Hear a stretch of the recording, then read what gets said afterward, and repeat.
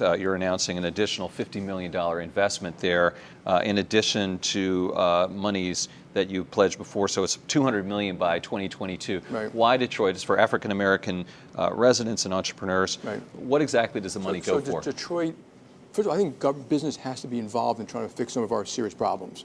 Detroit was an example of probably the one city, or one of the cities that had no recovery. Its population went from 2 million to 700,000. A mayor got elected on a door-to-door vote, a white man in a 80% black neighborhoods. But he talked about what we thought was great stuff: schools, jobs, education, affordable housing. I need help. And he said to anyone who can help me, come on in. Civic society, business, and people jumped in to try to help. So we sent a team of people in, not traditional. It was to look at what can we do to help to accelerate the recovery of Detroit. And so obviously we're quite good at affordable. It was going to be sustained, very analytical. I'm going up there tomorrow to review some of this with the mayor around affordable housing, work skills, infrastructure.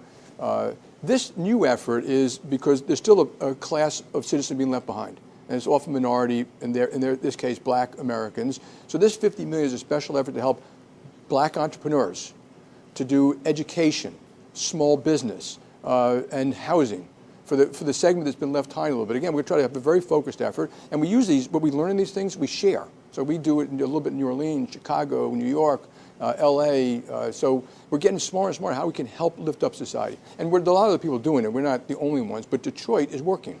This effort is working. We happen to be one of the biggest banks in Detroit, so consumer, small business, and large corporations. So, but if you were only in one city, wouldn't you try to help your city?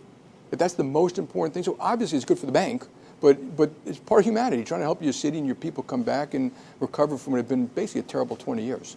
Yeah, I mean, you really see progress there because people have been trying to help out the city for a number of years now. Yeah.